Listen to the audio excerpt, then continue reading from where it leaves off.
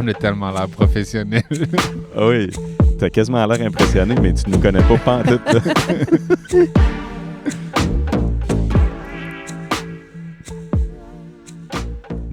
Bienvenue Aux deux pieds. dans le ruisseau, Spécial. Salon du livre, Yes, on est de retour. en 2026. Et on est toujours sur le bord de la rivière Bonaventure, dans un Un daim. On pense. un andin, comment ça s'appelle? À vérifier, là. Mais Fanny semblait dire oui, c'est Oui, ça. ben, on dirait que j'avais le mot daim, D-A-I-M. Je sais pas si c'est comme ça. D-A-I-M. David, si On tu est- nous entends. Ça a commencé chapeau de roue. Fait qu'on est avec Fanny Demeul ou Demel? Demeul, oui, au Demeul. singulier. Demel. Il y a une meule. Une meule, bon, qui est autrice, Oui. qui a accepté gentiment de venir s'asseoir avec nous autres sur le bord de la rivière Bonaventure. Ben, c'est à moi de vous remercier pour cette super belle occasion. Mais je suis curieux, comment ils t'ont... Parce que nous autres, on n'a aucune idée de comment ça se passe. Comment ils vous choisissent? vendent ça? Non, mais comment ils te vendent les deux pieds sur le bord du ruisseau? Ben, c'est carrément Dominique Landry qui organisait la programmation qui m'a tout simplement demandé accepterais-tu de faire le balado Les deux pieds dans le ruisseau. Puis déjà, juste au titre, j'étais vendue. Ah ouais? C'est Alors, bon. j'adore la nature, j'adore jaser aussi dans les balados, donc ça avait tout pour me plaire, Bon. donc c'est sûr que j'ai dit oui. OK, fait que t'as pas été trop dur à convaincre. Il n'y a Pas pas du eu tout. de gros marchandage. Oh non, j'ai embarqué à pieds joints, les deux pieds dans le ruisseau. Excellent. Bon, ben bienvenue. Merci. Bienvenue en Gaspésie, en tout cas à Bonaventure. C'est ta première fois à Bonaventure? C'est drôle parce que je passais quand même souvent, mais rapidement, mais c'est la première fois vraiment que j'explore. Tu sais, que je reste et que j'explore. Tu faisais le tour, comme. Oui, exactement. Je faisais comme le tour en 2021. J'étais aux îles de la Madeleine, là où mes parents, en fait, ont la maison ancestrale, où je vais souvent. Bon an, mal an, peut-être une fois par année. Puis, cette fois-là, avec mon chum, on avait comme décidé de faire un road trip de la Gaspésie après. Parce que, bon, ça se fait quand même bien. C'est pas si loin non plus. Puis, on était arrêtés à la pointe juste pour comme faire un tour d'horizon, mais on n'était pas vraiment restés. On n'était même pas restés prendre un café ou rien. On a reparti pour faire le tour de la Gaspésie. Puis sinon, les autres fois, c'était essentiellement quand j'allais aux îles de la Madeleine en avion avec Pascal, puis qu'on a un arrêt en chemin à Bonaventure. OK, Fait que j'ai vu l'aéroport. l'aéroport une couple Ça de compte fois. pas.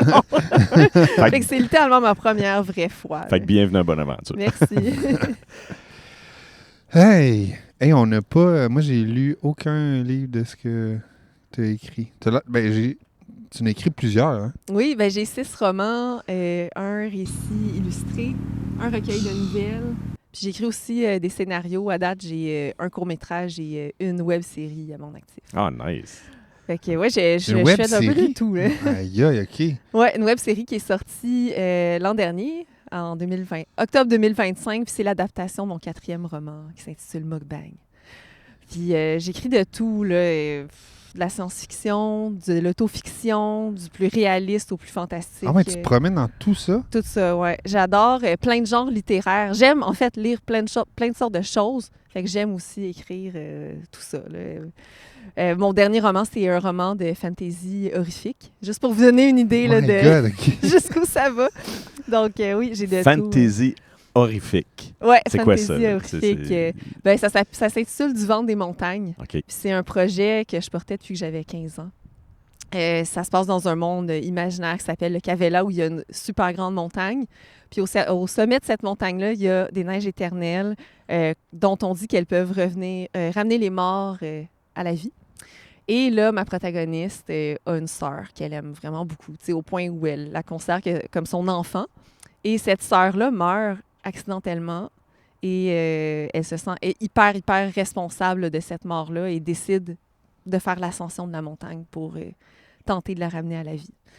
Donc, pourquoi je dis fantasy horrifique, c'est que mon personnage est vraiment prêt à tout pour ramener sa sœur des morts et ça va aller jusqu'à poser des actes assez immoraux. Donc, ça pose la question, jusqu'où on serait prêt à aller là, pour ramener là, la personne qui nous a été la plus chère. Ouais. Fait que, Attends, j'ai une petite man. question. c'est très, très magnifique. sombre. Là. Moi, je Avis aux personnes capote. sensibles. Là, C'est quoi? Ah ouais? Ouais, je vais mettre un petit trigger warning cannibalisme. J'en dis pas plus. OK.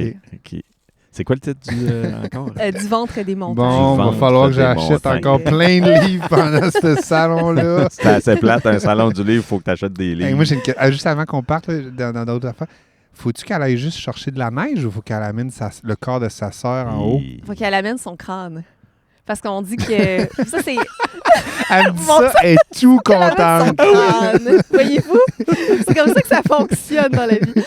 Mais c'est inspiré, en fait, de plusieurs mythologies et traditions, mon roman, dont les mythologies celtiques. Et selon ces mythologies-là, dans le crâne reposait l'âme des défunts. Donc, on conservait souvent les crânes de nos ennemis tombés au combat là, pour avoir leur Ouais. pouvoir et tout.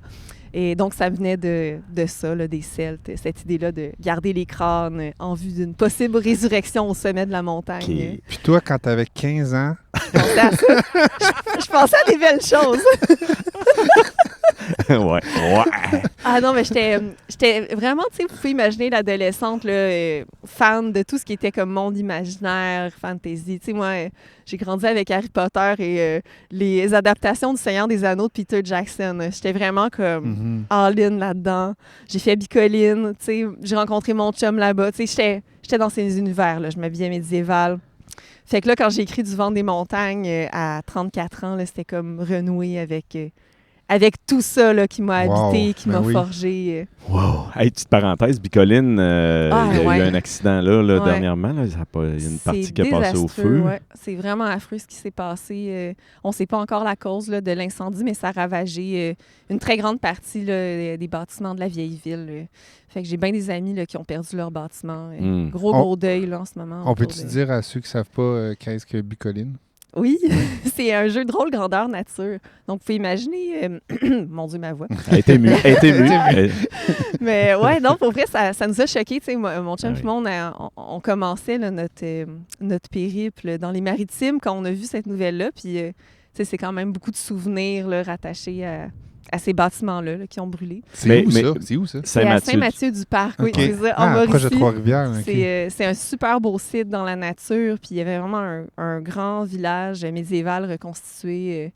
Puis il y avait comme plus que 4 ou 5 000 personnes là, qui y allaient dans les dernières éditions. Moi, je suis pas allée depuis 2017, là, mais ça a comme 4 continué de 5 000 grossir. personnes. Ah non, Ouais. mais c'est quelque chose. C'est quelque chose, c'est gros. Les parents Dominique, ma blonde, sont à Saint-Élie-de-Caxonne, qui est à côté de ouais. Saint-Mathieu-du-Parc. Puis, ben, tu sais, il y a une route. Fait qu'on passe en avant de là.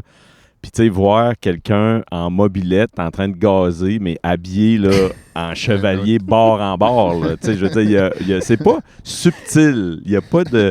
Tu sais, puis l'épée, puis tout, là, il met son gaz avec dignité. C'est quelque chose. J'ai C'est déjà beau. vécu ça, mais à l'inverse. Tu sais, j'étais en robe médiévale et tout, puis j'allais comme au IGA, en tout cas, à l'épicerie à Saint-Mathieu-du-Parc parce qu'il me manquait quelque chose pour ma bouffe de la semaine Ouais. là-bas. C'est pas comme si tu étais drôle la de clash. première, probablement. Là. Non, je pense ça qu'on fait t'a partie habitué. du décor. Ouais. Mais ça a pas, c'est pas l'ensemble qui est passé au feu. Là. Il y a vraiment. Mais c'est un gros feu qu'il y a eu quand même. Là. Oui, un très gros feu qui a été assez violent. Là. Il y a des bouteilles de propane là, qui ont explosé dans tout ça et tout. Là. Puis il y avait un événement sur place, là, je pense qu'il y avait 800 personnes, mais plus loin sur le terrain, là, dans un autre bâtiment. Puis je pense que ça a pris un certain moment là, avant qu'on s'aperçoive que il y avait C'était comme en un train feu de- majeur. Ouais. Puis il était comme déjà trop tard. Là, le feu était pris, mais sans bon sens. Puis, tu sais, c'est un peu des décors aussi, là, dans le sens que ça passe bien au feu, là, une affaire de même, j'imagine. là. C'est Les pas, pompiers ont qualifié ça de boîte d'allumettes, Ouais, malheureusement. ouais, là. C'est ouais. tout en bois. Fait que- Tout sec, là. Ouais, c'est ça. Mais c'est beau. Émile, il rêve d'aller là, mon gars. Là. Il veut vraiment aller là. Moi, c'est pas mon bag, mais Ah, je lui c'est souhaite. capoté de voir ça. Ouais, Qu'est-ce ouais, moi aussi. qu'est-ce que la Fanny de 15 ans retrouvait dans ce monde un peu, j'ai le goût de dire pas parallèle, là, mais il y a un exutoire, je veux pas, là, tu sais, il y a une façon de vivre différente qui t'amenait quoi à l'époque? Ben, vraiment l'émerveillement, la magie. J'ai toujours aimé être transportée ailleurs. Puis d'ailleurs, c'est ce qui m'a portée vers l'écriture. Moi, quand je lisais des textes plus jeunes, puis ça m'amenait dans d'autres mondes, là, j'avais envie de faire vivre cette expérience-là à d'autres personnes. C'est vraiment l'espèce de transe, dans le fond. Tu es comme ailleurs. Là, tu visites autre chose, tu ressens différemment. On dirait que ça élargissait les possibilités de la vie, en fait. Puis au même titre que j'aimais, tu sais, tout ce qui était comme surnaturel, paranormal, folklore, c'était aussi cette idée-là. Tu sais, on élargit les possibilités de la vie. On décolle du réel. Je veux pas stigmatiser non plus, mais tu te faisais pas écœurer, achaler ou... Non, mais des fois, Oui. je sais, hein, Oh. tu sais, surtout à l'adolescence, là, peu importe, un peu dès qu'on a des passions ou des trucs qui nous attirent un peu différents, c'est pas long que dès qu'on sort de la masse, on se fait un peu... Ah ouais, moi, je ressortais quand même pas pire de la masse, surtout au secondaire, à l'école privée, tu sais, même si on avait un uniforme, mon jupon dépassait. Mon jupon médiéval était quand même là. J'avais les longs cheveux, j'avais la cape. Puis, tu sais, j'assumais. OK, école privée en plus. En OK. plus, Ah, OK. J'étais Gros la clash. fille médiévale. C'était comme... Oh, il y en OK. avait- T'avais pas une gang, là. T'avais pas ta gang nécessairement Ma gang de était à une autre médiéval. école. Ça, il était plate. Ma gang de médiéval traînait ailleurs. Puis on se voyait, tu sais, comme tout le temps en dehors de l'école. Là. On était vraiment comme dans notre univers ensemble, mais pas à l'école, malheureusement. Mais c'est ça. Il y avait certaines personnes qui m'écœuraient, mais d'autres venaient ouvertement me dire comme j'aime ça, genre que tu t'assumes de même. Je pense que, tu sais, des fois, ça inspire aussi de voir des personnes vivre leur passion à fond la caisse. Malgré le regard extérieur. Surtout dans l'école privée, je ne veux pas généraliser, mais souvent, c'est encore plus... surtout avec les uniformes, on a l'impression que tout le monde est pareil, puis il faut pas trop que ça dépasse. Là. Ouais. Ah non, je sais pas, j'avais comme une confiance en moi qui, on dirait, c'est même un peu effritée avec le temps. Des fois, je regarde la Fanny de 15 ans, puis je suis comme, voyons, elle avait donc du guts de comme... T'es tout seul de ta gang. Tu regardes la Fanny de 15 ans, puis des fois, tu te dis, on dirait que t'as perdu un petit peu de ta... La conscience de soi est comme plus apparue, c'est ça, fin de l'adolescence, début vingtaine. Puis le rapport au corps a changé aussi. Mais ouais, adolescente, là, puis même enfant aussi, tu sais, je vivais mes passions à fond, puis tout bad pour les autres qui aiment pas ça. Là. Mais là, tu fais ça à travers ton écriture? Avec mon écriture, ouais. C'est ce que j'aime, en fait, avec l'écriture, c'est que tu peux aller te promener à travers tes différentes passions. C'est comme, par exemple, j'adore le voyage, j'adore aller en Écosse, en Irlande, au Japon, tous ces beaux pays-là que je peux mettre à profit là, dans mon écriture. Ça me permet de faire des petites fenêtres, là, des petits zooms sur différents sujets ou points d'intérêt du moment, puis d'aller déplier ça à travers l'écriture. Puis bon, c'est sûr qu'il y a ce côté-là de moi qui met l'écriture à profit pour mes passions, mais il y a aussi l'écriture qui aide à vivre. Ça, c'est un volet quand même aussi important là, de mon œuvre. C'est comment il y a certains romans qui étaient juste même nécessaires pour moi d'écrire. Je pense à mes 2 premiers qui sont deux textes d'autofiction. C'est le genre d'œuvres que j'aurais pas pu ne pas écrire, en fait. J'aurais pas pu juste me dire, OK, je les ignore puis je fais autre chose. C'était des textes qui ont été écrits en urgence parce que je devais les faire. Ben, j'ai mentionné le rapport au corps tout à l'heure. Moi, j'ai vécu des troubles alimentaires fin de l'adolescence, début de l'âge adulte. Là. Ben, autrement dit, la période du cégep. Puis ça s'est quand même résorbé assez facilement grâce à mon entourage puis une psychologue vraiment excellente. Mais je sentais qu'il y avait quand même un résiduel que j'avais besoin d'adresser à travers la création. Puis mon premier roman, finalement, c'est Déterrer les os. C'est un texte d'autofiction qui s'inspire de mon rapport au corps puis les troubles alimentaires que j'ai vécus. Puis je pourrais pas dire que c'était thérapeutique. Tu sais, je pense que quand on a vécu des troubles alimentaires, il y a toujours quelque chose qui reste en soi puis dont on doit se méfier, dont on doit rester quand même vigilant. Mais ça m'a quand même aidé à comprendre ce que j'avais vécu puis surtout faire quelque chose avec quelque chose qui n'avait pas de sens à la base. Tu sais, réaliser comme une œuvre à partir d'un truc qui était pour moi complètement informe puis qui avait comme aucune signification. Ça donne une forme à... c'est ça. Est-ce qu'on peut parler de catharsis? Oui, je pense que c'est vraiment ça, ouais, une catharsis. Puis ce premier roman-là m'a donné l'élan pour continuer d'écrire dans cette veine-là d'autofiction. Mon deuxième texte, c'était un texte aussi où je me suis inspirée d'un moment trouble de ma vie où j'avais menti en fait sur ma couleur de cheveux. Je commençais à me teindre les cheveux à l'adolescence en roux. Et à ce moment-là, je voulais vivre la rousseur à fond, donc je disais que j'étais rousse naturelle. Je pensais que ma rousseur avait plus de valeur aux yeux des autres quand elle était naturelle, comme pour bien des choses dans la vie. Hein, quand on sait que quelque chose est naturel, c'est comme si ça avait une valeur supérieure versus l'artificiel. Fait que j'étais comme, mais voyons, pourquoi j'ai fait ce mensonge-là, tellement étrange, tellement saugrenu. Puis l'écriture m'a permis, dans le fond, d'approcher cette chose-là là, qui était pour moi complètement absurde et qui n'avait pas vraiment de sens. Puis ça, encore une fois, ça a été comme un défi, là, faire un texte d'une chose qui, moi, m'effrayait. Mais finalement, tu sais, j'en ressors avec beaucoup plus de confiance puis d'assurance. Ça me permet de me réconcilier, autrement dit, avec ce que j'ai vécu puis qui m'échappait. Fait que là, les 2 premiers textes que tu écris, quand même assez intenses, je vais dire ça comme ça. Ouais. Est-ce que tu as toujours voulu écrire, tu as toujours voulu être romancière ou je sais pas comment tu te définis, là. Je serais curieux de voir qu'est-ce qui m'a mené à ça. Ouais, parce que c'est intense, là, ce que tu décris. Là. C'est pas soft, là. C'est pas de l'écriture. Je sais pas s'il y a de l'écriture soft, mais en tout cas, tout le monde passe par un processus. Ouais. Mais là, ce que tu dis, c'est quand même... Ouais. Ben, je pense que très, très jeune, j'avais besoin, en fait, de la création dans ma vie. Puis c'était comme un réflexe automatique pour moi de créer. Tu sais, quand venait le temps de jouer là, dans les temps libres, je me tournais toujours vers le bricolage, le dessin, tout ce qui me permettait vraiment d'exprimer mon ressenti. Tu sais, c'est vraiment... c'est comme ça, je pense, que j'ai commencé à faire de l'autofiction. Là, c'est en créant comme ça, tout bonnement. J'étais aussi passionnée de nature, fait que je dessinais beaucoup, tu sais, des animaux, ces choses-là. Mais éventuellement, assez tôt, j'ai commencé à écrire des poèmes puis des contes qui était comme un peu une mise en scène de ce que je vivais dans les moments difficiles. Puis ça, j'étais assez jeune, tu sais, 11-12 ans, là, j'allais dans ces eaux-là. Ah, oui. Je sentais qu'il y avait quelque chose de magique là, qui s'opérait quand je me laissais aller à parler de mes peurs puis de mes tracas dans la création. Puis à l'adolescence, c'est là où ça s'est plus affirmé, là, mon désir de devenir écrivaine. Je lisais certains textes puis je me disais comme... Il y a quelque chose avec l'écriture. J'ai vraiment envie de comprendre comment maîtriser les codes et tout. Puis c'est ce qui m'a porté éventuellement à m'inscrire au cégep en littérature, ensuite à l'université faire bac, maîtrise, doctorat en littérature.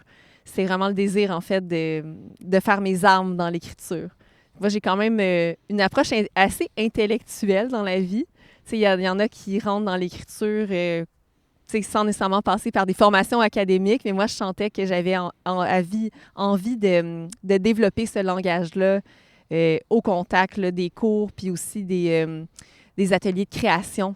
L'idée d'avoir comme d'autres personnes qui ont envie de développer leur écriture, d'avoir des retours des profs aussi. Je sentais que ça allait être formateur là, pour moi, puis c'est cette voie-là que j'ai prise. Tu dis que tu es très théorique, mais est-ce que des fois, ça peut comme jouer contre toi, toute cette théorie-là? T'sais, autant que c'est un levier, autant que ça a fait tes armes, je pense que tu avais besoin de cette confiance-là parce que c'est ça qui t'appelait. Mais est-ce qu'il y a des fois que tu es pris dans cette 1 + 1 = 2, dans cette dynamique-là de théorie quand c'est le temps d'écrire? Parce que là, on parle beaucoup de senti, on parle d'autofiction, les émotions, transcender quelque chose.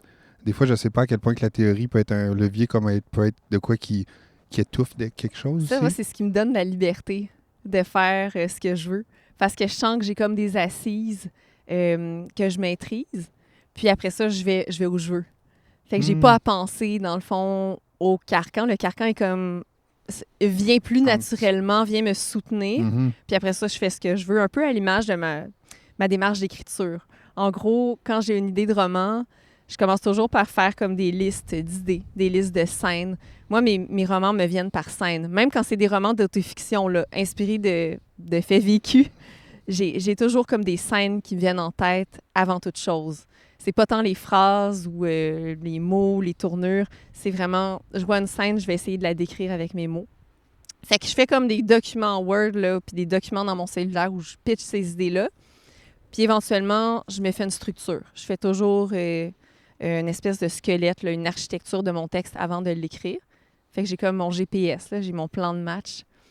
Puis à partir de là, ben j'ai tout cet échafaudage-là de près. C'est là que je peux m'amuser avec les mots. C'est là où j'acquiers comme une liberté de faire ce que je veux. Puis une confiance aussi.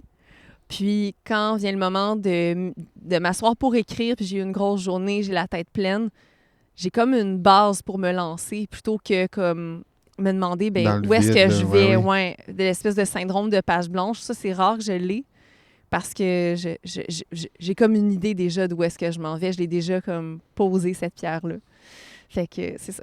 C'est des petits Hey, trucs c'est que j'ai intéressant. développés au Mais fil du temps. Malade, là. Moi, C'est moi, intéressant. J'aime Puis- ça quand vous nous partagez. Ben vous, parce que comme le processus d'écriture est tellement différent d'une ben, personne à c'est l'autre. ça. Puis là, je trouve que tu l'expliques tellement bien que je le vois. Là. En Mais tout j'aime cas. ça quand je suis quelqu'un d'assez organisé dans la vie, je pense. Puis tu sais, je dis ça, mais finalement, peut-être tellement pas, mais je me sens comme j'ai Inquiète-toi besoin pas. de cette organisation-là. Je dirais oui, là, vite de même. Il n'y a pas, Tu de peux- mon point de tu vue, peux te comparer, De ton tu peux te feeling. comparer avec nous, ça va bien aller. très là. organisé. Ouais, j'ai besoin d'une certaine structure pour avancer sans... Ben, tu sais, on finit par comprendre un peu notre cerveau Notre créatif fonctionnement, au mais fil oui. du temps. Ouais. Puis moi, je sais que j'ai besoin de ces bases-là pour pouvoir me lancer sans faire de l'essai-erreur à l'infini. Tu sais. Parce que je sais que je pourrais m'essayer là, puis juste me pitcher dans le vide à faire un roman de 250 pages sans plan, mais je vais y arriver, mais il va y avoir beaucoup de tâtonnements, puis je sais pas à quel point, tu sais, je vais avoir du fun. Moi, je vais avoir du fun aussi en écrivant. Mhm. Mhm. C'est comme quelque chose vraiment qui est important pour moi. Même si le sujet est difficile, je veux quand même avoir du plaisir en l'écrivant. Je vous parlais tantôt de mes 2 premiers romans qui ont été vraiment des gros challenges d'écriture. Le deuxième, surtout, là, j'ai failli l'abandonner je sais pas combien de fois. Pourquoi? Ah, c'était confrontant Hey, c'est d'écrire clair. sur un T'avais quel mensonge âge, sur là? ce Mais oui, sujet-là. t'avais quel âge, là, après le mensonge? Mais attends, j'ai plein... Combien de temps a duré Ah le non, mais c'est ça. mensonge? Moi, j'ai des 1 cheveux million roux? de questions. Ça, Là, c'est un gros sujet, ouais. Non, mais combien de temps ça a duré, le mensonge? Est-ce que c'est encore à jour, le mensonge? Non, ben je C'est pense vrai. que la publication du roman, c'était comme le clou dans le cercueil. Mais tu sais, Ok. j'étais allée jusqu'à consultant en psychologie, fait que j'étais vraiment genre... What the hell? Pourquoi? Ouais. Pourquoi j'ai fait ce mensonge-là? Ça m'a vraiment perturbée. Je suis genre pas quelqu'un qui aime ça, genre la malhonnêteté dans la vie, alors Mhm. mentir sur sa couleur de cheveux. Mais il y avait beaucoup, beaucoup de choses à déplier là-dedans, tu sais, sur le plan identitaire, sur le rapport aux autres, l'image de soi, tout ça. Fait que, tu sais, oui, je suis allée consulter pour ce mensonge-là. Puis après ça, ben est venue l'écriture du roman qui m'a encore aidé davantage à comprendre, Mhm. tu sais, les tenants et aboutissants de tout ça. Fait qu'en gros, pour la timeline, j'ai quasiment commencé à mentir sur ma couleur de cheveux quand je me suis teint la première fois comme 14-15 ans. Puis je me souviens que c'était ma grand-mère. À un moment donné, on était au Saint-Hubert ensemble, en famille. Là, t'as le serveur qui fait « Ah, t'as vraiment une belle couleur de cheveux. » Ça revenait souvent là, quand je m'éteignais. OK, t'étais Vraiment t'étais vu en plus. Là. Ouais, OK. c'était une couleur que volontairement j'ai choisie comme... Tu sais, c'était pas comme un roux flamboyant en rouge, là. Tu sais, c'était quand même subtil. C'était comme un roux avec du doré dedans. Puis souvent, on prenait pour acquis que c'était ma couleur naturelle, tu sais. Mhm. On me posait souvent même pas la question comme si c'est une teinture ou non. C'était comme, ah, j'aimerais ça avoir cette couleur-là, moi aussi. Mais j'étais comme, moi aussi, I wish. I wish que c'est ma couleur naturelle. mais c'est pas ça que tu disais, là. C'est ça, c'est pas ça que je Fait que là, disais. ta Puis grand-mère, cette grand-mère, je pense que c'est peut-être générationnel aussi. Il y avait comme une certaine élégance là, de passer pour naturel puis pas révéler ses secrets du métier.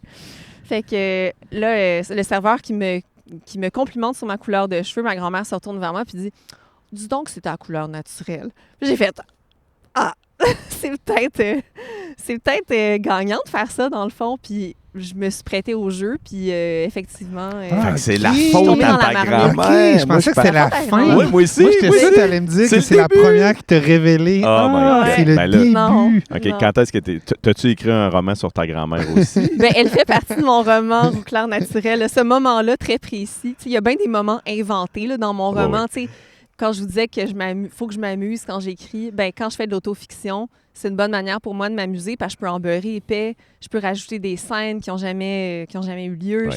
je peux tourner dans tous sens, tout bord, tout côté. Puis ça devient plus grand que nature. Tu sais, on lit mon autofiction puis on se demande, coudonc, ça s'est-tu passé comme ça? Ben, je peux dire beaucoup d'exagération. Là. Tu sais, moi, je m'amuse à trafiquer le réel. Mais tu sais, quand on se raconte en rajoutant à un moment donné, ça doit devenir flou Oui. entre la réalité puis pas le mensonge, là, mais la fiction. Oui. Tu sais, mais à force de vouloir te raconter un roman autofiction, Ben, à un moment donné, pour toi, ça doit être... Attends, c'était-tu une vraie scène? C'est arrivé pour de vrai ou pas, ça? Pour c'est beau, moi, le puis lapsus. pour mon entourage. C'est quoi le lapsus? Ben, ton lapsus, c'est pas une fiction, c'est le mensonge. Parce que, je veux dire, la fiction, c'est un mensonge, à quelque part.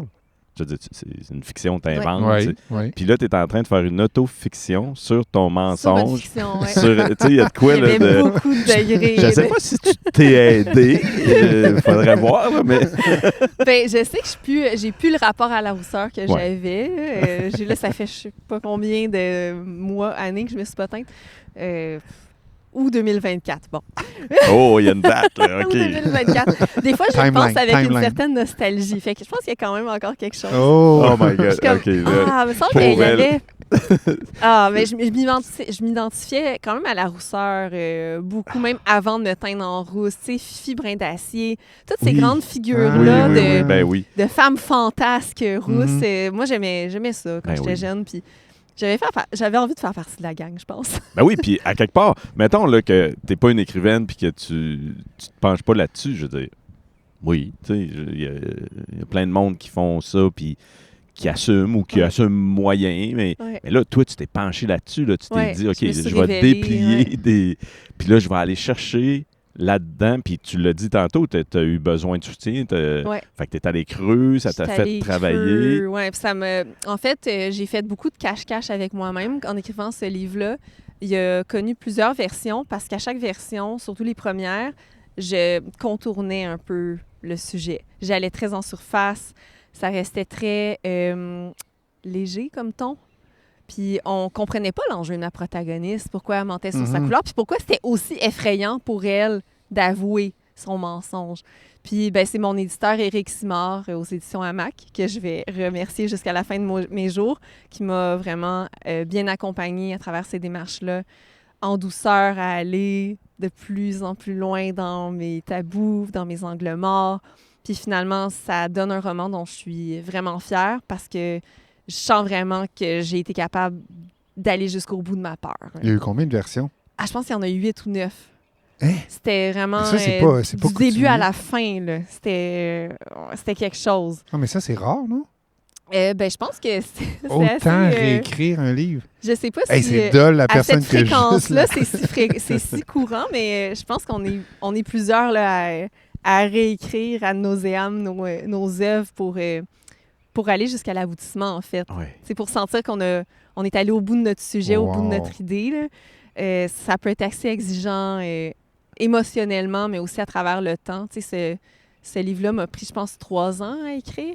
Du début à la fin du processus. Je parle même pas de la publication, là, vraiment juste l'écriture. C'était une épreuve.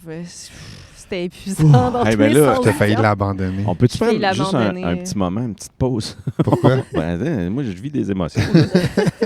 Non, mais tu sais, j'aime ça quand Martin nous ramène, parce que c'est vrai qu'on oublie que des fois, il se passe plein d'affaires puis qu'on continue à parler, mais c'est bon de prendre une pause de... C'est parce qu'on garoche, tu sais, il y a plein... Puis là, nous autres, on est là, ouais, mais là, t'as vécu quoi? Puis... Mais... Tu sais, 3 ans, 8, tu sais, une série à chaque fois presque de revivre. Redigérer. Oui, c'est ça. Puis d'aller plus loin ou de côté ou de, tu sais, il y a tout. Puis quand on lit ça, tu sais, une personne qui lit ça, c'est un processus relativement rapide habituellement. Tu sais, c'est pas 3 ans d'habitude. Ce texte-là est très court, là. On me dit souvent qu'il se lit en moins de 2 heures. Il est comme 150 pages. Mais là, tu sais, c'est... Mais ce que j'aime dans ça un peu, je pense, c'est de peut-être essayer de nommer à quel point des fois les livres, c'est comme du diamant. Là, c'est comme la nature a pris du temps à façonner ça. Puis des fois, on ne réalise pas à quel point, juste parce que c'est fait en papier, écrit noir sur blanc, tu sais, qu'il y a là-dedans, il y a du stock. Il est peut-être petit, il se lit peut-être vite, mais il est lourd. Là, ben, lourd, pas dans le mauvais sens, là, mais il y a de la substance, c'est dense. Il y a que... beaucoup de viscères qui se retrouvent dans ces choses-là. Ben, c'est ça. En tout cas, je voulais juste prendre un petit moment pour comme déposer ça, parce que là, on a parlé de 2 livres, 3 livres. Que t'en as écrit. C'est ça. 6 romans Martin sans se compter demande les comment il va autres. Ouais, toffer. c'est pour ça que je lis pas. Mais je pense qu'intuitivement, j'ai peut-être commencé par ceux qui ont été significatifs pour moi. Tu sais, Ouais. on a parlé de mes 2 premiers, veux pas. Ça a été quand même un morceau important, non seulement de ma carrière d'écrivaine, mais aussi personnellement. Comme je vous disais, tu sais, j'avais besoin de me libérer un peu de ces textes-là. Puis, qu'est-ce qui m'a motivée à les finir alors que c'était aussi éprouvant, c'était que je sentais que je devais les faire pour moi, puis pour aussi d'autres personnes. Tu sais, du monde qui m'ont écrit après par rapport au rapport au corps, aux troubles alimentaires, mais aussi pour des mensonges qui ont tenu sur des couleurs de cheveux ou non, parce que oui, il y en a eu qui se sont révélés, qui se sont confiés à moi. Bien, c'est ça, c'est briser le silence, tu sais. Je pense que il y a comme l'idée d'une circulation, puis ça, je pense qu'on peut l'avoir dans toutes les formes d'art. La circulation de la réflexion, des idées, puis la reconnaissance aussi en soi-même de ce qu'on a vécu. Tu sais, des fois, on dirait qu'on n'est pas prêt même à s'avouer à soi-même qu'on a vécu quelque chose de difficile parce que ça fait mal de passer par là, tu sais, de se confronter à ça. Mais je pense que les livres, ça permet de peut-être se confronter en étant accompagné. Parce qu'il y a une autre personne qui raconte son vécu. Moi, en tout cas, c'est comme ça que je le vis quand je lis des récits, mais aussi même des fois des œuvres de fiction. Tu sens que tu es en train de mettre la main sur tes bobos que tu n'avais pas peut-être vraiment envie de toucher, mais il y a quelqu'un qui est avec toi en ce moment puis qui a fait cette démarche-là. Fait que déjà, tu te sens moins seul. Mais toi, comme autrice, comment t'écris? Est-ce que t'écris avec la conscience que quelqu'un va te lire ou tu mets ça de côté puis t'écris pour toi quand t'écris?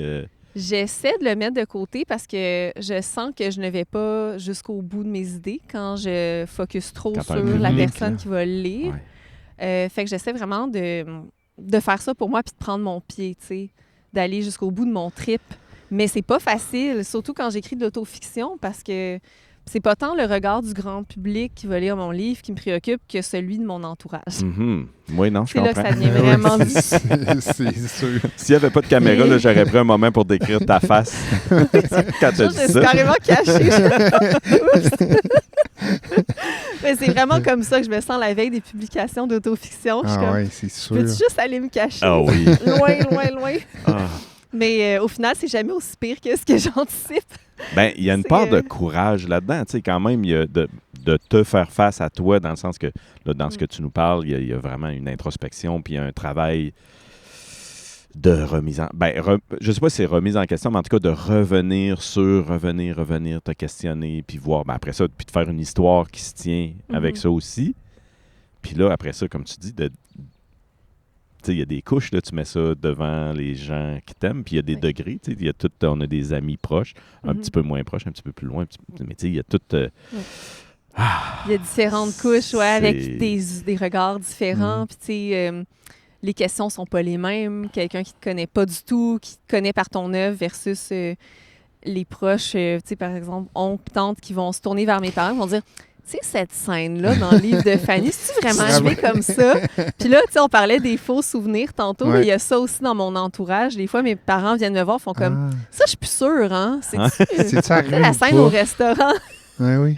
Au Saint-Hubert, c'était-tu vraiment arrivé comme ça? Parlant de Saint-Hubert, là, je veux pas être tannant. Tu sais, le timeline, là, je veux juste on peut le faire juste en picot pour aller ailleurs, là, mais parce que là, on a juste eu le début. Oui. Mais moi, j'ai le goût de savoir ça a duré combien de temps la teinte de cheveux. Ah, c'est vrai. Puis surtout ma question, en tout cas, vas-y. C'est effrayant, hein, mais je pense une bonne dizaine d'années. De style, mettons qu'on pose à 15 ans la première teinture, le début du mensonge. C'était comme... En fait, ça a été graduel parce qu'il y a plusieurs personnes qui l'ont su avant d'autres, tu sais. À un moment donné, l'entourage élargi, tu vas pas juste arriver et dire comme, en passant, c'était pas ma vraie couleur de cheveux. Fait qu'ils l'ont su comme accidentellement, mais comme... à mensonge actif, 22, 23 peut-être.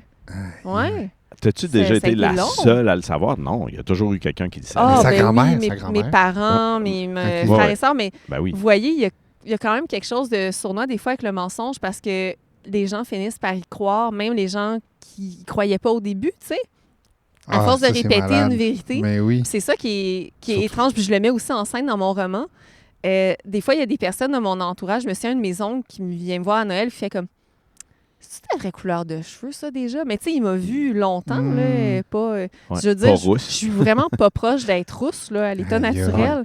Puis t'as-tu Que commencé à c'est- écrire le livre, puis tu portais encore ce mensonge dans ta chevelure? Ah, ben oui, j'avais encore les cheveux roux Puis et tu tout. commençais à écrire ce Je livre-là commençais à d'autofiction? l'écrire, mais là, il est arrivé de mes Aïe, aventures. aïe. Bon, là, je vais prendre mon souffle parce que c'est un autre... C'est un- un autre moment crunchy. Quand j'ai commencé à l'écrire, je sentais justement que j'étais trop près La de réalité. mon sujet. J'avais besoin de me détacher. Donc, je me suis teinte en brun, mais avec une teinture naturelle qui contient des pigments extrêmement tenaces. Et donc, comme je suis passée du roux clair naturel à une teinture brune, il est arrivé exactement ce qui arrive à Anne dans Anne à Maison Pignon Vert. Donc, mes cheveux sont sortis bleu-vert. Oh my God. Ils sont restés comme ça pendant 1 an et demi. Puis je me faisais comme des genres de teintures extrêmement rouges pour essayer de contrebalancer, vu que c'est la couleur complémentaire, mais le bleu finissait toujours par ressortir. Fait que ça m'a plongé dans un genre de petit chaos capillaire pendant que j'écrivais mon livre. Puis Je veux ben, pas évidemment, j'ai embarqué cet épisode-là dans mon roman. Tu sais, c'est ça qui est le fun avec l'autofiction, c'est que tu n'es pas obligé de respecter la véritable timeline. Tu sais, tu peux comme Ben oui, te promener, rabouter ben oui. plein de moments de ta vie hétéroclite puis le mettre dans ton texte. Fait que cet épisode-là là, de... Je vais le dire de même, de fail, de teinture. Il est aussi dans Roux clair naturel. Hey, c'est fou parce que... Moi, je capote ma vie. Là.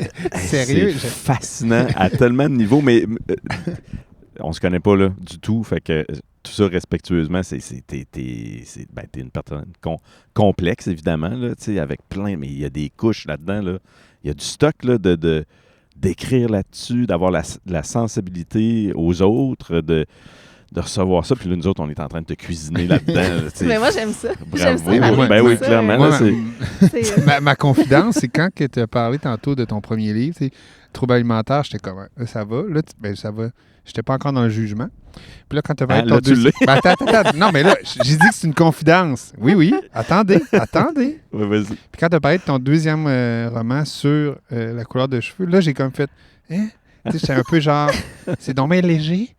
Oui. Puis là, 15 minutes plus non. tard, je suis comme genre, Finalement. wow, Mathieu. Je me donne un petit tape au Mathieu passé de là 15 minutes, de genre un petit comme, attends, là, genre, juge pas trop vite. Oui, ben c'était exactement un de mes objectifs à travers ce roman-là, Roux clair naturel. C'était de montrer comment un problème qui a l'air superficiel en apparence ne l'est probablement peut-être pas du tout de l'intérieur. Fait que c'est ça, des fois, quand on vient creuser le vécu d'une personne, on se rend compte que ce qui avait l'air pour nous insignifiant, mais cette personne-là, elle a eu un moment vraiment intense avec ça. Ouais. Autour de ça. Autour de ça. Ouais. Puis ça a été un gros nœud dans sa vie. Mhm. Fait que ça permet de voir au-delà. Puis je trouve que la littérature, c'est un art qui est propice à aller creuser cet au-delà-là, parce qu'on rentre carrément dans la psyché d'une personne. Mhm. Dans le cas de ces deux romans-là, on est carrément dans le jeu très, très intime c'est un de ma narrateur au jeu? protagoniste. C'est un narrateur au jeu. Puis c'est non filtré, là. On a accès à tout.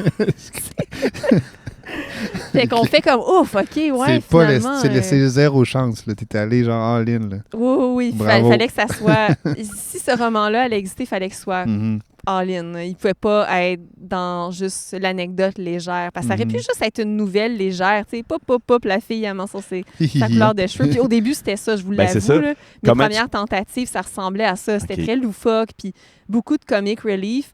Mais c'est ça, Éric, mon éditeur, me disait, mais non, on a besoin de sentir cette C'était lourdeur-là. vrai, Puis, oui. puis c'est ça qui me faisait peur, tu sais.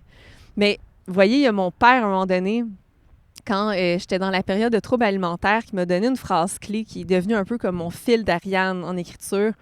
C'est quand ça va pas, là, puis t'es pogné, essaie de te dire un jour, tu vas être capable d'écrire là-dessus.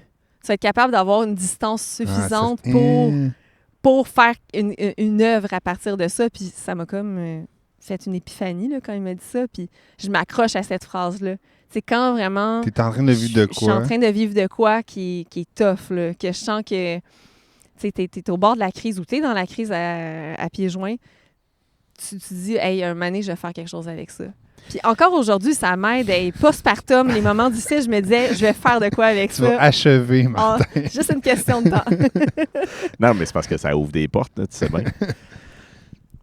Fait que là, avec cette posture-là, tu sais, la phrase de ton père, est-ce que tu te mets en danger presque volontairement pour pouvoir écrire dans le futur? Oh non, je vais pas jusque-là.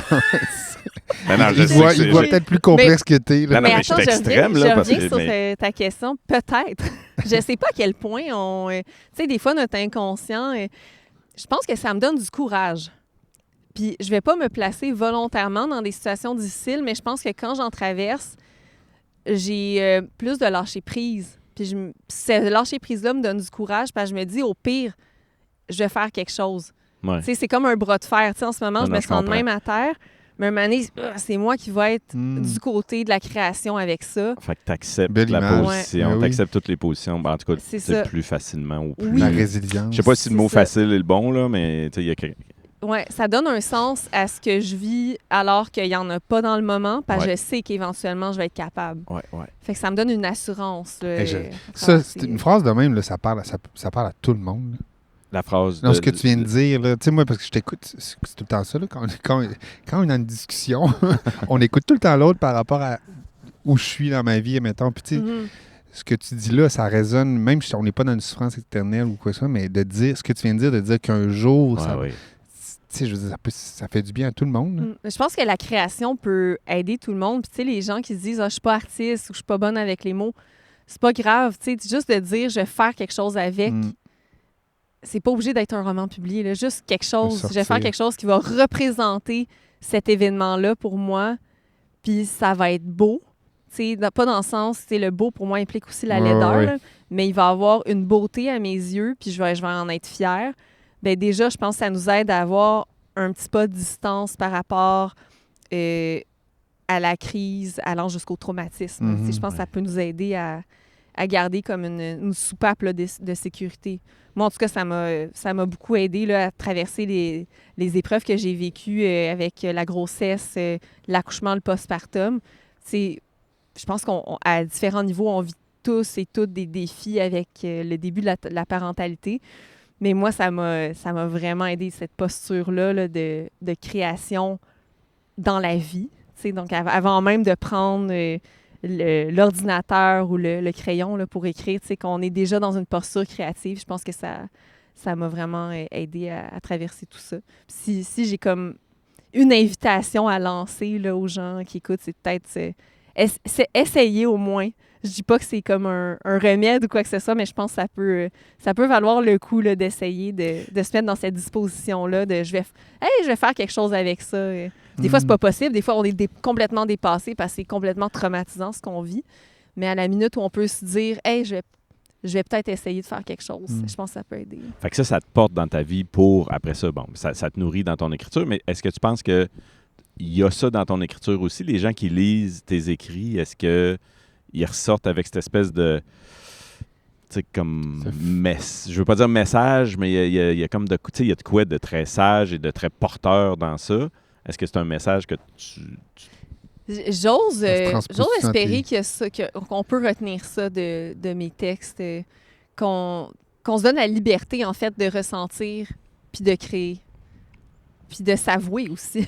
Parce que des fois, c'est même pas qu'on n'est pas capable d'écrire, c'est que dans un premier temps, on n'est pas capable de s'avouer qu'on a vécu quelque chose. Parce que ça fait peur, des fois, juste de s'avouer qu'on a eu un moment très difficile ou traumatique, parce que c'est retraumatisant de le vivre, tu sais.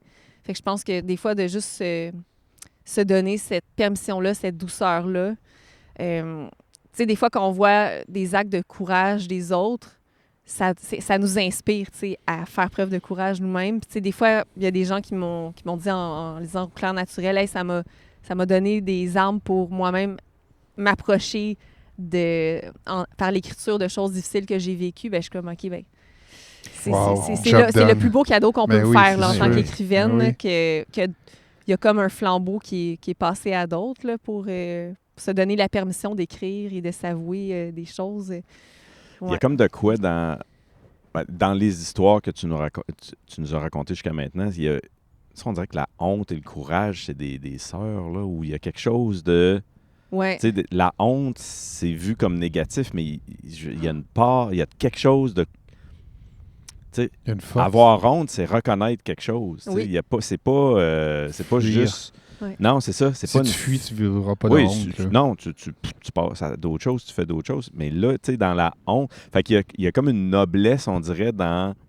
Tu sais, je dis pas, il faut se vanter d'avoir honte, là, ça n'a rien à voir. Là, on est dans le détail, là, mais je trouve que, en tout cas, quand je t'entends raconter tes histoires, tu parles de courage, mais tu sais, on voit qu'il y a quand même, à quelque part, une espèce de reconnaissance de... Il s'est passé Il y a eu quelque un bout chose. de- Oui. Je pense que la honte puis la peur, c'est comme tu sais, les bâtons de sourcier.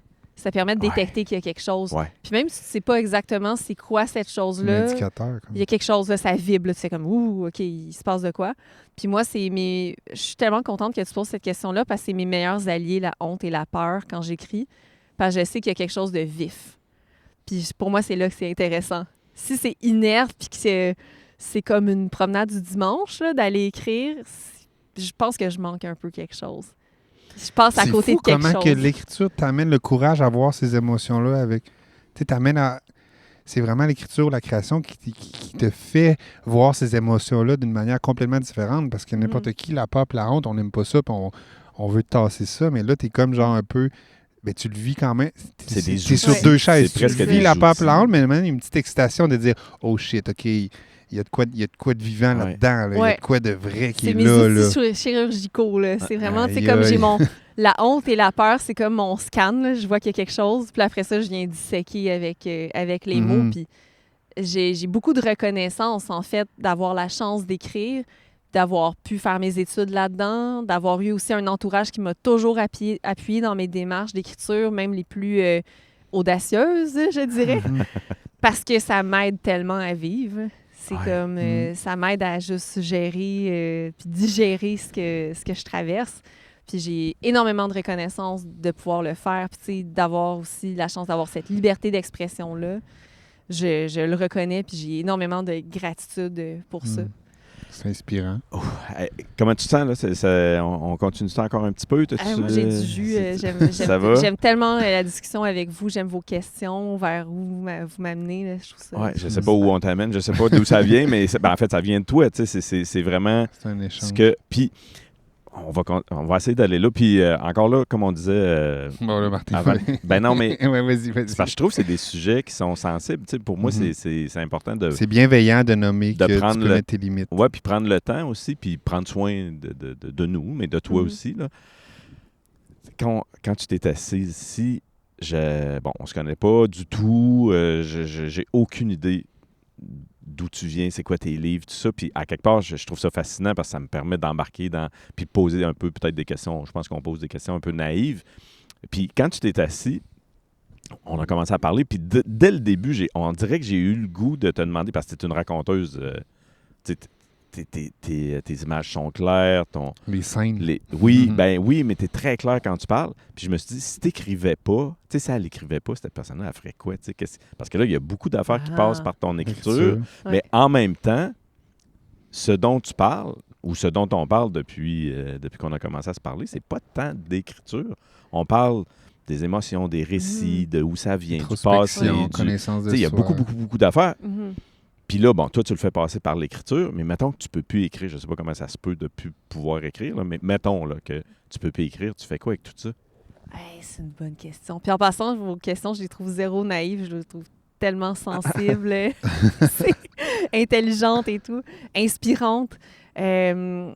Honnêtement, j'ai toujours eu beaucoup d'appels vers la nature.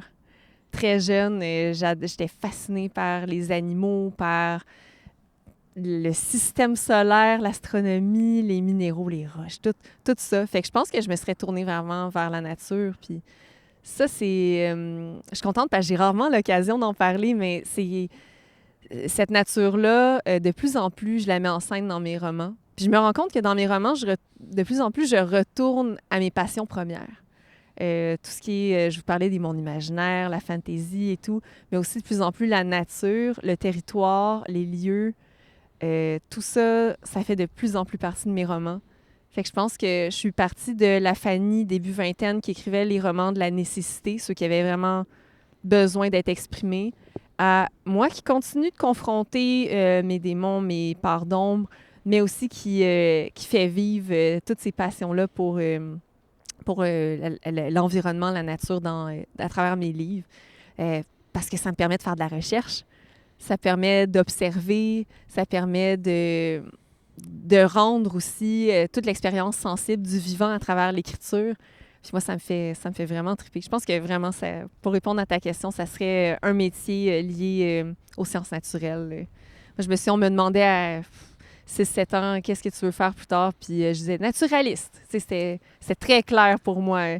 Autant j'adorais la création et tout, j'avais quand même vraiment une soif d'apprendre puis de comprendre la nature qui était vraiment très présente puis qui m'a jamais quittée au fond. Oui, puis ma question, c'est pas pour nier un ou l'autre, c'est vraiment pour explorer puis découvrir un peu t'es qui, d'où tu viens, qu'est-ce qui t'anime.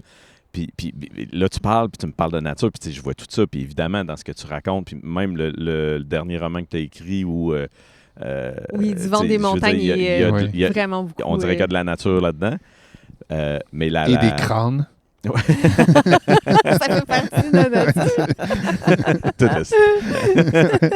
Puis, mais la Fanny qui a besoin de parler de son épisode de rousseur, de teinte de cheveux, puis tout ça, tu sais, sans écriture, ça comment tu peux j'ai pas le goût de dire gérer parce que je pense pas que c'est de la gestion. Canaliser. C'est de la vivre ça, ou en tout cas vivre ça, parce que ton roman, clairement, je pense, t'a permis de vivre quelque chose. Fait que comment tu fais ça sans écrire? L'idée d'accepter qu'on a vécu quelque chose, là, puis de faire comme, OK, faut un peu faire la paix avec ça. C'est tough, sa question, là. Mais oui, puis je pense que je me suis jamais vraiment posé cette question-là, parce que pour moi, c'est comme...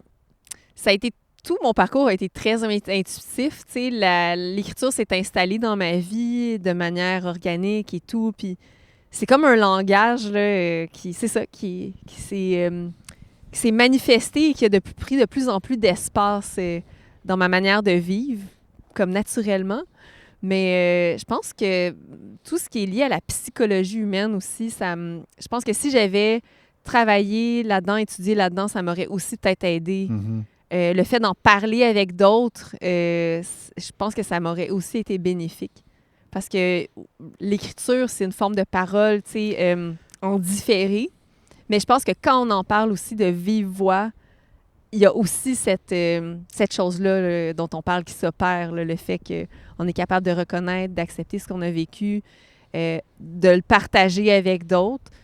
L'écriture permet ça, mais je pense que d'être avec d'autres personnes pour en parler, il y a ça aussi qui se produit. Fait que je pense que ça aurait peut-être passé par un parcours en psychologie, l'étude de la psyché humaine qui me fascine aussi. C'est sûr que quand on écrit des livres, je pense qu'on est aussi fasciné par ça par défaut. Là. Fait que... Oui, puis la question, je sais que tu veux y aller, la question, c'est pas nécessairement pour explorer qu'est-ce que tu devrais faire. C'est vraiment pour mettre en lumière l'écriture. Qu'est-ce qu'il y a dans l'écriture? Puis c'est ça que j'entends. Dans ta façon d'écrire, il y a aussi ce souhait-là d'entrer en contact puis de...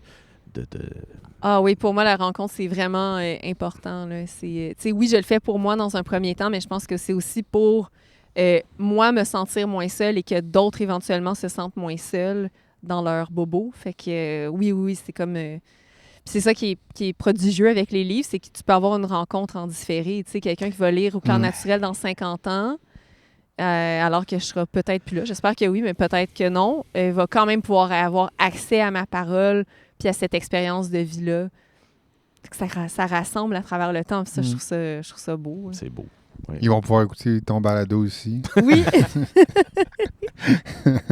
Moi, je m'en allais où? C'est que j'étais ailleurs. Tantôt, t'as nommé une web-série, tu sais. Moi, ça m'intéresse, ça, de l'autrice qui écrit, puis qui a accès à l'image de tout ça. Ça doit quand même être confrontant, tu sais. C'est très intime. Tes scènes, malgré le fait que tu t'en inspires pour, tu sais, tirer du jus, les décrire, c'est une chose. Puis, tu sais, la réelle image, elle habite, je trouve, la source est vraiment à l'intérieur de toi. Mais là, quand quelqu'un essaie de pas l'exploiter, mais l'utiliser pour la mettre en image. Je veux savoir comment tu as vécu ce processus-là. Tout d'abord, c'est quoi la web-série? Tu l'as dit vite fait, là, mais... Ça s'intitule Mukbang, OK. M-U-K-B-A-N-G. C'est un onomatopée, ça? C'est du coréen, en fait. C'est un phénomène sud-coréen web. Donc, c'est des gens qui se filment en mangeant d'énormes quantités de nourriture et qui mettent ça ensuite sur des plateformes comme YouTube. Et moi, j'ai été fascinée par ce phénomène-là à plusieurs égards, autant juste sur le plan du spectacle en lui-même, parce que c'est vraiment des grosses quantités de nourriture. Puis c'est sûr que ma posture étant teintée aussi de troubles alimentaires, ça venait de toucher une corde sensible, mais aussi tout le phénomène social à travers ça, parce que à la base, en Corée du Sud, c'était des gens qui faisaient ça pour que des personnes qui mangent seules se sentent moins seules à l'heure des repas, parce qu'elles regardent des gens en train de s'empiffrer devant la caméra. Donc, c'est comme l'idée de manger à distance avec une autre personne. Oui, il y a plein d'affaires. Moi, mon cerveau a explosé quand j'ai découvert le mukbang et j'ai commencé à m'informer sur ce sujet-là. Nous, on découvre le mukbang. Juste pour que tu saches, que nos cerveaux sont pas mal, ça probablement... Ça se peut qu'on se rende jamais à la web-série. Juste le sujet du roman. Mais continue. En fait, puis, le mukbang, c'est un élément central dans la série Mukbang, mais c'était aussi ma porte d'entrée pour parler du tissu social à l'ère du numérique. Mm-hmm. Comment est-ce que ça nous connecte et ça nous déconnecte les uns des autres. Et c'est un roman qui est paru en 2021 et qui avait été sélectionné pour le prix des collégiens, qui a quand même un bon lectorat là, auprès des jeunes. Je pense que c'était des sujets qui les touchent particulièrement. Puis, quelques semaines après sa parution, il y a le réalisateur Kevin T. Landry, que je connaissais déjà, qui m'a lu et qui m'a demandé pour faire une adaptation en ma compagnie. Et moi, j'étais juste emballée par tout ça. Donc, j'ai dit oui avec beaucoup d'enthousiasme. Et pendant toutes ces années-là, c'est-à-dire 2021-2025, on a travaillé à l'adaptation ensemble. On l'a coécrite. Donc, c'est une série, une web-série disponible sur tout.tv, 8 épisodes de 15 minutes. 4 ans? Ça a pris 4 ans? Ça a pris 4 ans.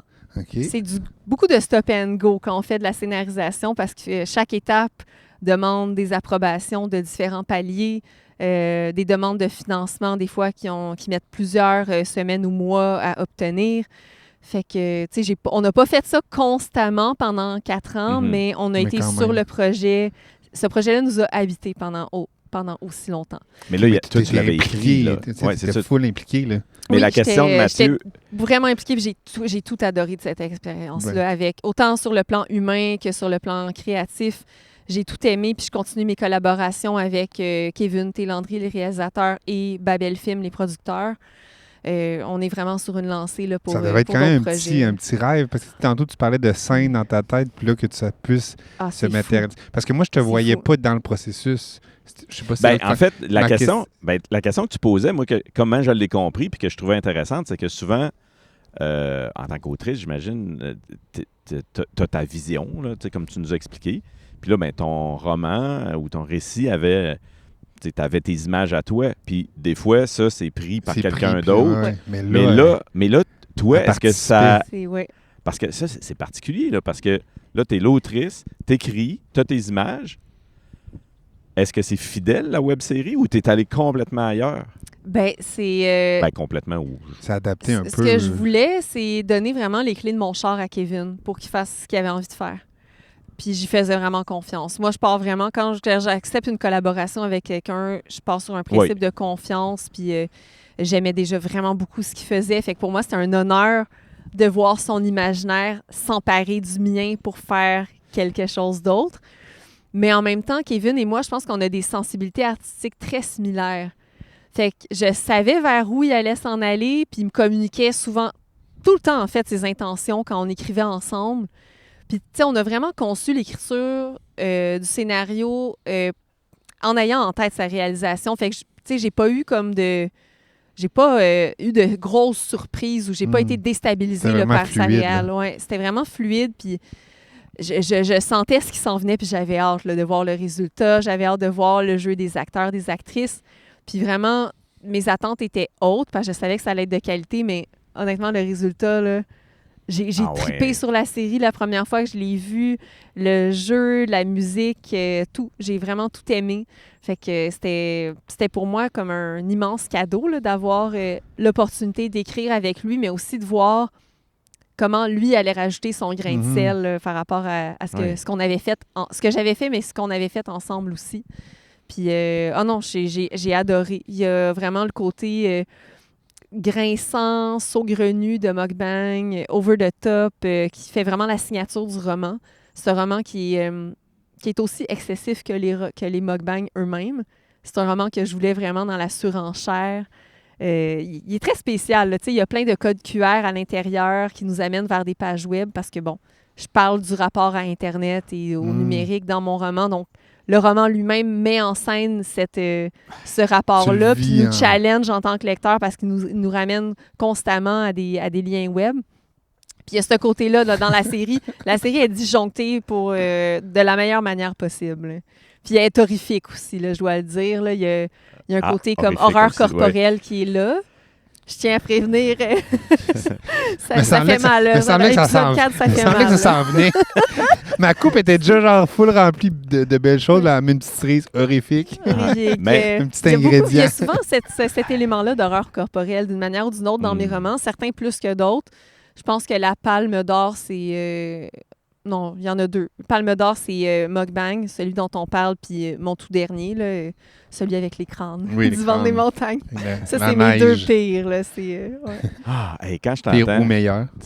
Au pire, selon mes critères, c'est pas mal les meilleurs en termes d'horreur. J'avais l'impression que c'était pas toi qui parlais quand t'as dit pire.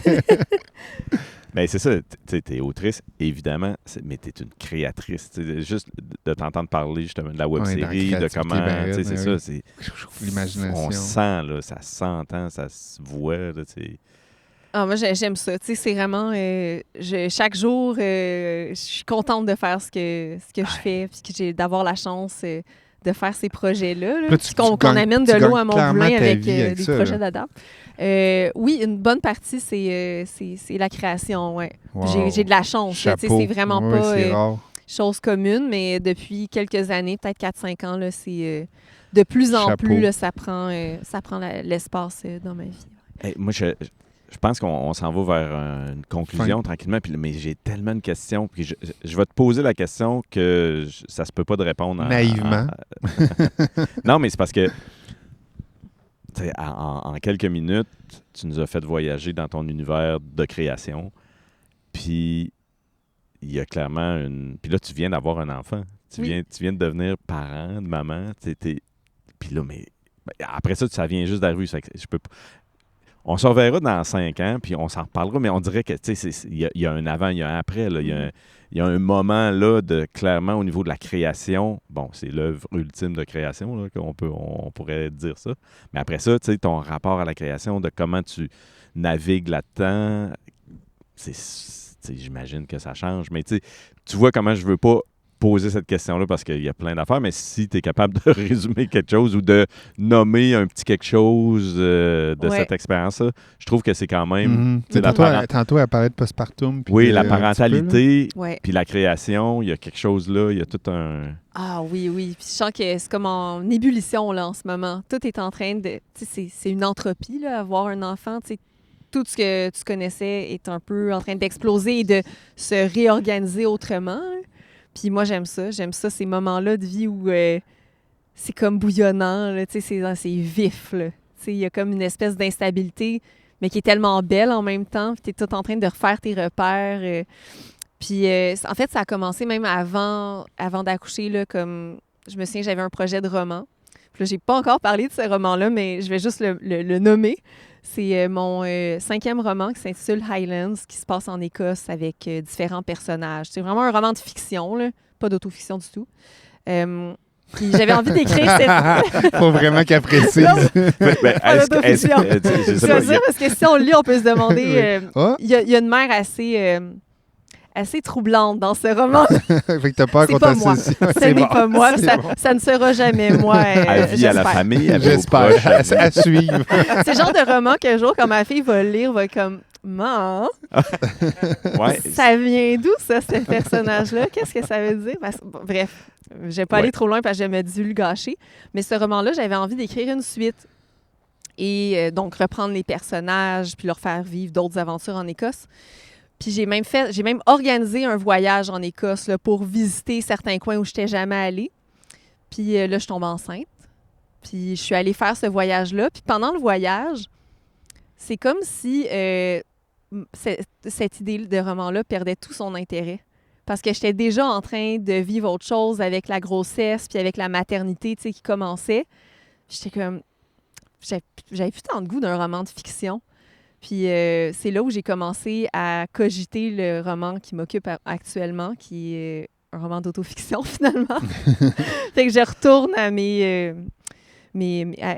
au même genre de mes premiers romans, donc l'autofiction qui s'impose de nouveau de manière nécessaire, de manière urgente, aux dépens là, de la fiction que finalement j'ai mis de côté parce que c'était pas aussi significatif à mes yeux d'écrire sur des personnages et autres. J'avais vraiment besoin de ramener l'écriture à moi et à ce que je vivais.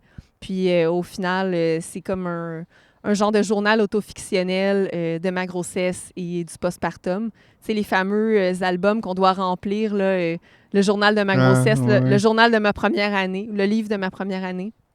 Mais c'est un peu ça que je suis en train de faire, mais en version cash, c'est-à-dire j'y vais jusqu'au bout de mon sujet dans ce que j'ai vécu sans aucun compromis. Fait que je raconte à ma fille, en gros, ce qu'on a traversé ensemble de la manière la plus sincère possible, j'ose espérer. Fait que voilà, dans le beau comme dans le moins beau. Fait que c'est ça qui se passe en ce moment. Puis de manière très technique, j'essaye d'écrire quand ma fille dort dans mon cellulaire parce que j'ai pas toujours accès comme aussi facilement à mon ordinateur. Moi, j'écrivais sur mon ordinateur là, auparavant. Puis là, ça se passe dans mon bloc-notes de cellulaire. J'ai comme plein de petits compartiments là, de notes. Puis une fois de temps en temps, je fais comme un dumping sur mon ordi parce que c'est là où j'écris réellement. Ouais. Mon cell, ça sert vraiment juste à dans le vif capter, de la vie, capter comme j'ai une scène, j'ai une image, j'ai une idée, je dois comme la recueillir pour pas qu'elle s'en va, qu'elle s'efface de mon esprit. Puis après ça, je dois quand même nécessairement passer par l'ordi pour faire comme le collage de tous ces moments-là, puis la mise en forme. Mais c'est comme ça. C'est dans les interstices de la vie quotidienne effrénée avec ma petite de 11 mois que se profile mon prochain roman. Wow! Quel voyage! Pour l'instant, c'est ça. Tu peux pas écrire avec une poussette. Parce que tantôt, je rêve à ça tellement souvent. Tu nous disais que ta petite, elle dort juste dans la poussette. Là, tu dis t'écris juste quand elle dort. Là, j'essaie de te voir de pousser. Écrire. Mais des fois, je sors mon set, je suis comme, hop là, on va. Là, je brasse la poussette, puis je continue d'écrire. Puis des fois, c'est comme. Bon. Ça me rappelle des souvenirs. On dort en cododo, fait que je la couche à côté de moi. Puis là, je sors mon sel, puis j'écris comme en rush mes idées du moment. Mais assez vite, je m'endors parce que je suis juste comme brûlée à la fin de la journée. Mais mes meilleurs moments, c'est quand je me réveille avant elle le matin, puis j'ai comme 1 heure ou 2 devant moi, puis je peux juste comme carrément prendre mon ordi dans le lit, puis comme écrire. Je suis comme wow!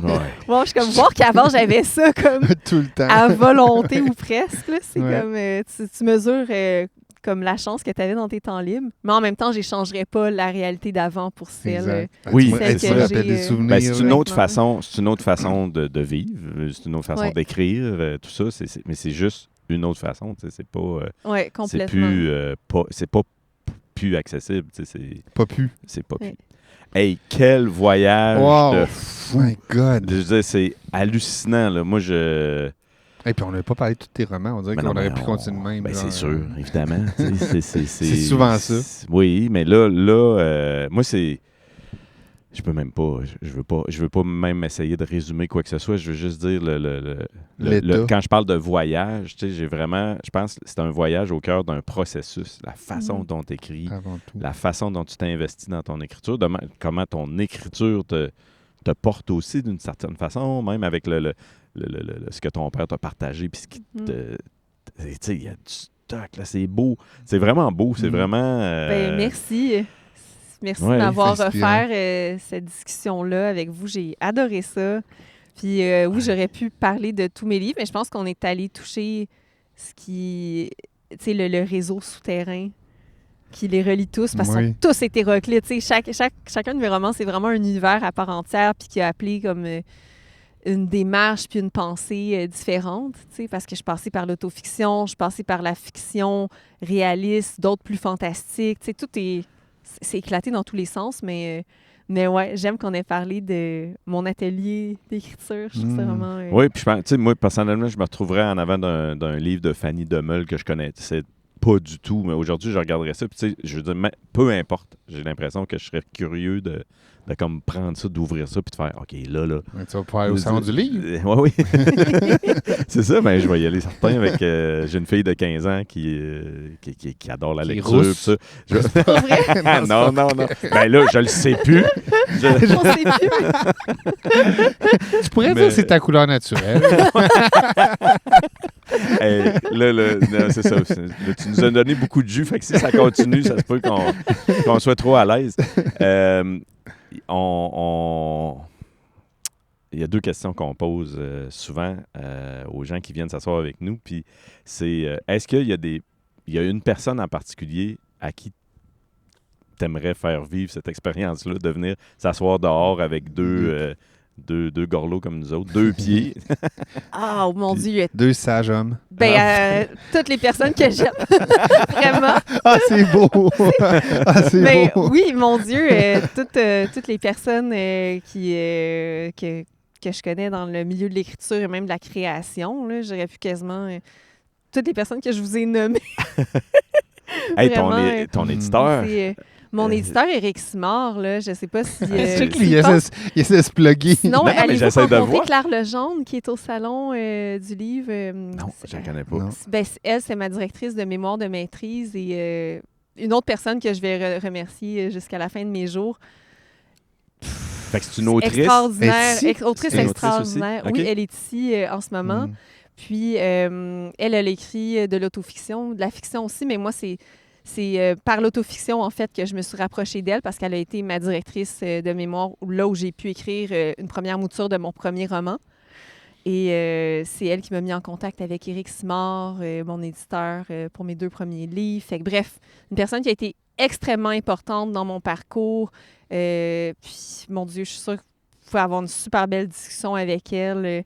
Elle aussi, elle a une démarche qui est absolument fascinante par rapport à l'écriture. Sinon, mon Dieu... toutes les personnes que tellement, j'aime, c'est bon. Toutes les personnes non, que j'aime. On prend ça, là, on va.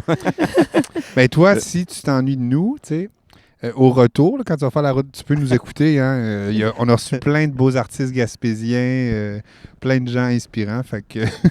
Oui, c'est vrai. On a non, ça fait 4 saisons. On a rencontré plein de gens d'ici. Wow! Qu'on s'assoit puis qu'on a ce genre de jasette-là. Puis, en fait, ce balado-là, quand tu vas t'en retourner, il va être dans déjà... quelques jours, il va déjà être disponible. On les rend disponibles, eux autres, rapidement. Ça fait que, oui, c'est juste 4 personnes qui, je pense, qui ont été invitées. Oui, il y avait un Guillaume, Qu'est-ce que tu fais, là? J'essaie de compter les gens qui sont là, de dire... Moi, je savais même pas ton nom matin quand je suis arrivé. On est comme... Hugo Meunier. Puis Ariane Gélina. OK, c'est les... Ariane! Tu vois, c'était dans ma liste. J'ai comme fait une short list de gens nommés, mais Ariane... T'as connais? Oui. On va avoir du fun? J'ai la chance de la connaître. Ah, vous allez avoir du fun. OK, très forte, ouais. Mais l'autre affaire, c'est que si Claire... C'est une de mes consoeurs littéraires de l'imaginaire. Cool. Ouais. Vous allez pouvoir aller sûrement dans les pistes... Je sais pas si elle va aller aussi dans l'horreur comme moi, mais tu sais, elle a un petit côté inquiétant dans ce qu'elle écrit aussi. Puis ça... Je pensais que tu allais juste dire elle a un petit côté inquiétant. Ouais. Y a-tu un sujet, sans ouvrir une grosse porte, là, mais y a-tu quelque chose que tu aimerais déposer avant qu'on... Mon Dieu, stop? Je suis tellement ravie de la discussion qu'on a eue. Je sais même pas ce que je pourrais rajouter de même. Ça part bien au Salon du Livre, hein? Oui. Peut-être venez nous jaser au Salon du Livre, vraiment. Moi, c'est un de mes grands plaisirs de rencontrer les gens, qu'on me connaisse ou non. Là, j'adore ça. Juste parler de mes livres, mais juste même de la littérature en général. Moi aussi, j'aime avoir des suggestions de lecture. C'est sûr, J'en fais un petit peu moins qu'avant. C'est clair. Je suis Ouais. vraiment pas à jour dans mes lectures, mais j'aime parler de création de manière générale, suggestion de films et tout. Je suis vraiment passionnée par toutes les formes de création. Puis vous allez peut-être avoir la chance de voir ma fille aussi. Je vais l'amener peut-être 1 ou 2 fois avec moi au kiosque de signature. Donc, ouais. ouais. Sinon, j'anime un atelier d'écriture cet après-midi. Je sais pas s'il reste des places.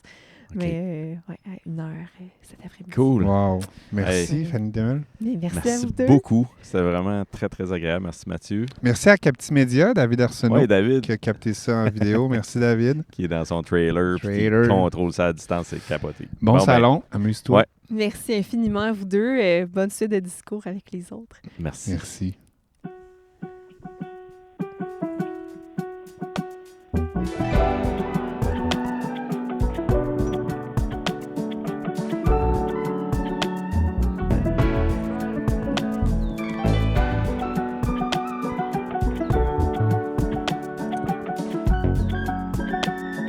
Je me demandais si c'était. Je pensais que c'était dans l'enregistrement, l'oiseau qu'on entend là.